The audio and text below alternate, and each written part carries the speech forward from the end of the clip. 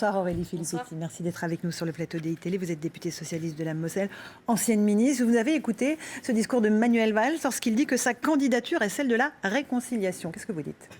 Écoutez, je pense que la réconciliation, ça sera à l'issue de la primaire. Moi, je me félicite d'une chose, c'est qu'il soit candidat dans le cadre de la primaire.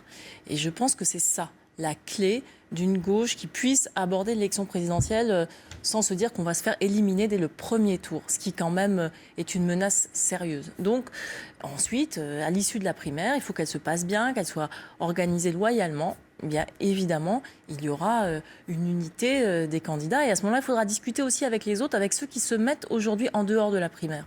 Là, vous parlez plus à Emmanuel Macron qu'Emmanuel Valls, qui lui sera dans le cadre de cette primaire. Quand il dit « ma candidature est une révolte » à l'idée justement que la gauche soit disqualifiée de la présidentielle. Il appelle au rassemblement et à la responsabilité des gens qui se présentent dans cette primaire ou hors primaire. Écoutez, je ne sais pas, mais en tout cas, ce que je constate, c'est qu'il a changé son discours. Il y a quelques semaines, il nous disait qu'il y avait deux gauches irréconciliables, et maintenant, il nous dit qu'il est le candidat de la réconciliation. Donc, je ne sais pas très bien où il faut le situer. Moi, ce que je sais, c'est que François Hollande, le président de la République, a renoncé à briguer un second mandat parce qu'il a acté finalement le désamour, le désaveu d'une partie des électeurs de gauche vis-à-vis de la politique qu'il a menée. Ce n'est pas vis-à-vis d'un homme, c'est vis-à-vis de l'échec d'une politique et notamment d'une politique économique. Donc ça veut dire que Manuel Valls, il en est comptable puisqu'il a mis en place cette politique depuis 2 ans et demi.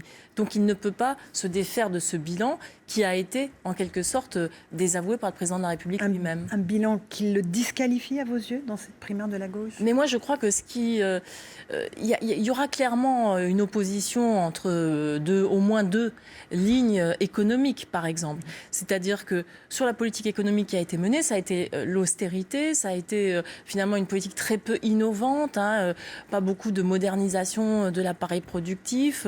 On a laissé partir des entreprises françaises qui étaient des fleurons, on les a laissés être rachetés par des capitaux chinois ou américains ou qataris. Donc il y a eu peu d'inventivité. Par contre, on a retrouvé des vieilles recettes. Alors la réforme du droit du travail avec la fameuse loi travail, c'est-à-dire déréguler le marché du travail comme si ça allait créer des emplois. Et puis il y a eu des sujets quand même très clivants. Je pense à la déchéance de nationalité. Que François Hollande a regretté. Qu'il a regretté, certes, mais vous savez, nous, on l'avait regretté au moment où ça a été fait. On a même été contre cette mesure avec force. On a tout fait pour dissuader le président et le Premier ministre de porter cette mesure. Bon, il aurait mieux fait à ce moment-là qu'il se désolidarise de cette mesure à ce moment-là. Ça va être difficile maintenant de réconcilier les Français, en tout cas la gauche, avec un Premier ministre qui a incarné ça. Quand il dit « je n'ai pas cédé à la tentation de l'individualisme, je n'ai jamais quitté le collectif », c'est un avertissement qu'il lance. Arnaud Montebourg que vous soutenez ou plutôt Emmanuel Macron ? Bon, écoutez, en tout cas, je ne sais pas. Moi, je considère qu'on a un devoir quand on est ministre, c'est celui de dire quand ça ne va pas. Et moi, j'ai quitté le gouvernement fin août 2014 parce qu'à un moment, je pensais que j'étais trop en désaccord avec la ligne qui était suivie. Et j'entendais surtout les gens partout en France, les gens de gauche qui me disaient qu'ils ne s'y reconnaissaient plus. Ce fossé n'a fait que se creuser depuis. Et je crois que c'est ça qui est important, c'est de savoir aussi exprimer certains désaccords, de ne pas suivre comme des godillots quand on a un mandat et une responsabilité politique. Est-ce qu'au fond, Emmanuel Macron, quand il dit que cette primaire de la gauche, mais c'est au quai choral, c'est une querelle de clans, est-ce qu'il n'a pas raison ? Non, je ne suis pas du tout d'accord. Je trouve ça même irrespectueux de sa part.